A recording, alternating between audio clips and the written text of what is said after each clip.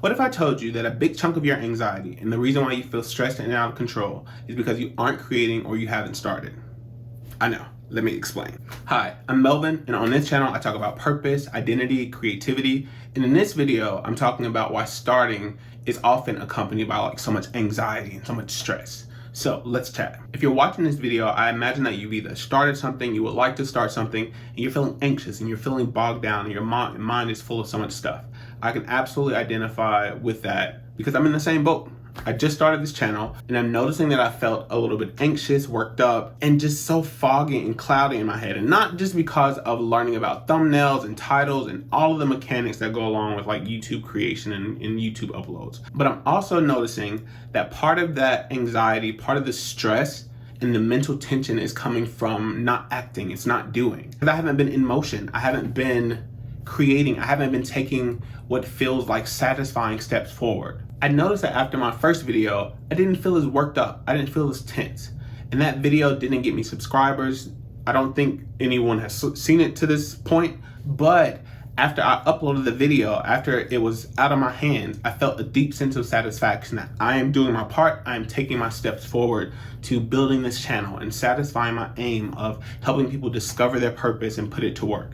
Even though that didn't make me the thing that I have, the vision that I have way off in the distance. But as the weeks have gone by since that first video, the tension has only built. And I'm noticing because I still have ideas, I still have pages and pages of notes of what I hope to do because I'm not coming blind, even though a lot of that planning was to satisfy my own sense of preparation. But since I've not done anything with those ideas just yet, the pressure has only gotten more and more high and more tense as I'm looking at everything happening in the world and figuring out where I can find my place in it. And so I'd like to share 3 reasons from my own experience as to why not starting feels so stressful and feels so anxiety inducing, as well as a few tips or reminders that could help you on your own journey. 1, built up thought energy. So our ideas, our stress, our worries, the things that we're thinking about just to be a human and to deal with our responsibilities take up mental space, they take up mental real estate. So if you have all of your daily tasks and responsibilities and then you decide, I want to create something, I want to build something, I want to express myself in a new way, you're going to be flooded with ideas and potential and things that are going to add to the cognitive load that you're walking around with, because you can't not do the tasks and responsibilities that you have to do every day to survive. But then you also don't want to forget the ideas that you're being given and that you're receiving that could be put to use in ways that are creative and playful and new, and that can help you in ways that you would hope for. And so where you've chosen not to stay the same, where you've chosen, I want to start this new thing, I want to expand in this new way, you're given new ideas, you're given new mental bits that are now filling your mind with stuff. And so if you can't move the tasks and responsibilities out of the way, and of course there are ways to simplify, but that's not what this video is about. If you can't move the tasks and responsibilities out of the way, and you don't want to delete or get rid of the new ideas, but you can't take any additional action on them, or you're not taking additional action on them, your mind just becomes filled with so much stuff.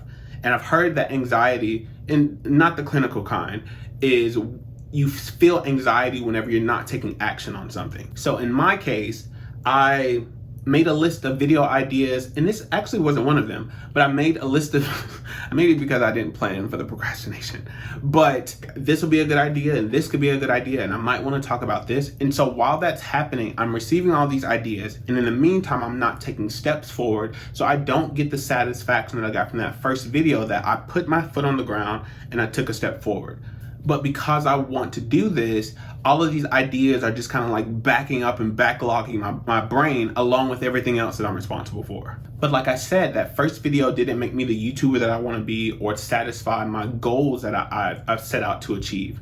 But it felt like forward movement. And so in that moment, in the orb of a few days, I didn't feel that same tension, that same pressure. So the increased thought energy and ideas and added creativity that comes from you wanting to pursue and create something new without action is going to increase the stress and the anxiety you might potentially feel. Hey, I'm just observing my own experience and that of others. I don't write the laws or the rules here.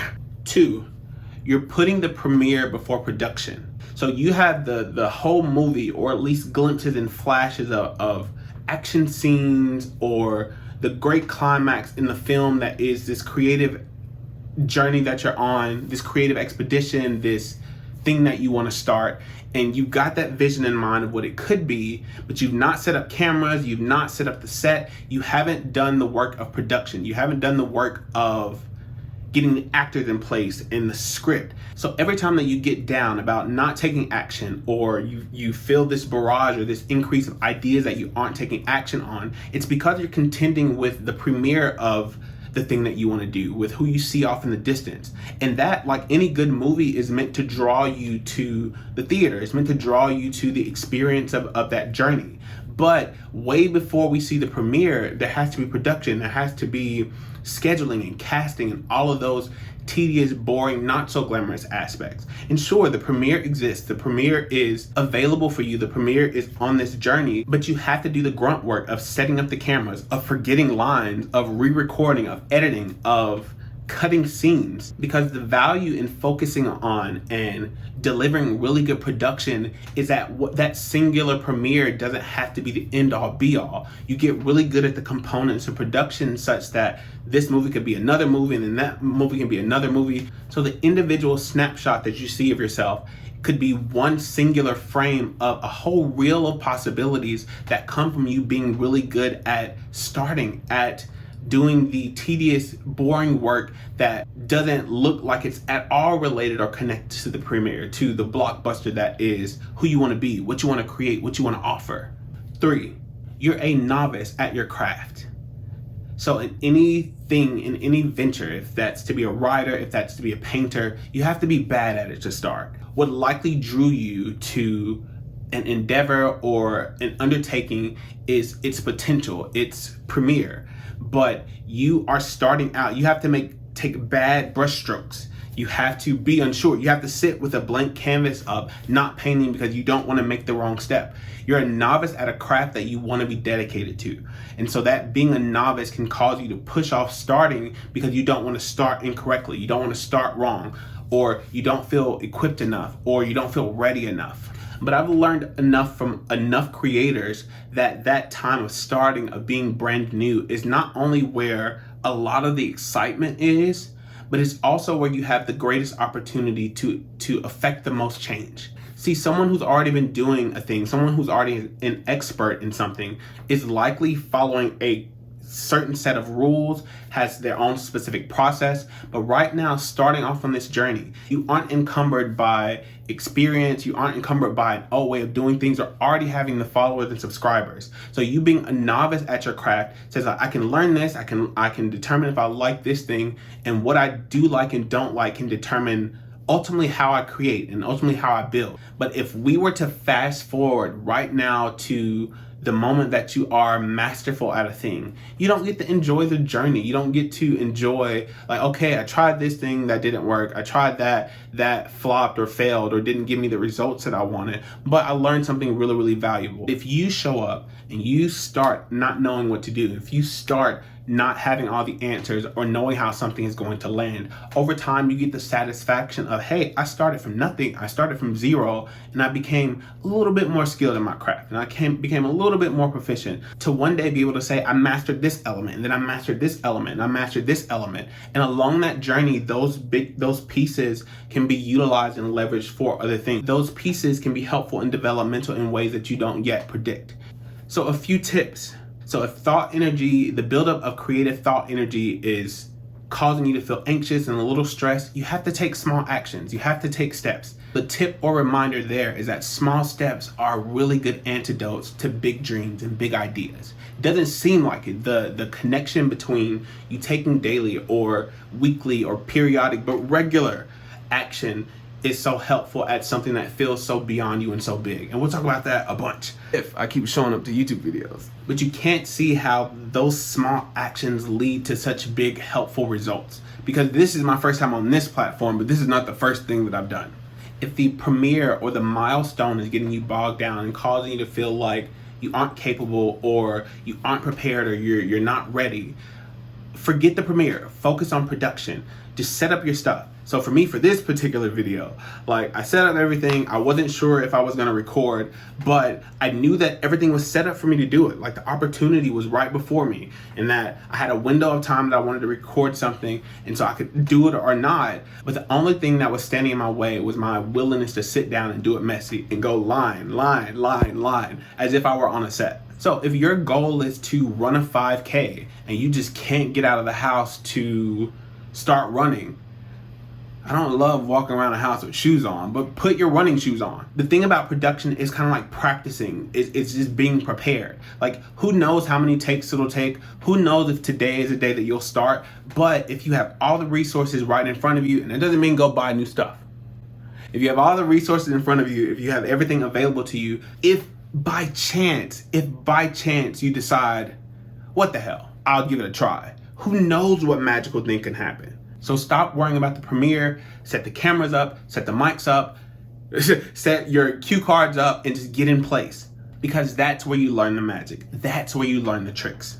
And where you ultimately develop your style. If you're struggling with being a novice and wanting to know the best right way to do something, realize that as much as you're a novice at your craft, you are also developing how you craft your craft, how you approach your craft.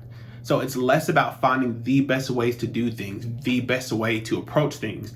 As you're going, you're determining how you approach things. And so whatever success that you have, it's because of your specific way of approaching something. It's where you bring in all of your experiences, all of your interests, all of the things that you've wanted to see but have not been the person creating it, so you didn't see it. You get to bring all of that to bear and say, this is how I approach, and this is how I offer this specific thing that everyone else is doing. But if you're focused on someone else's version of excellence, you don't ever get to be the artistic expression that you are in whatever field that you're in, artistic or not. And my last tip would be to appreciate the quiet.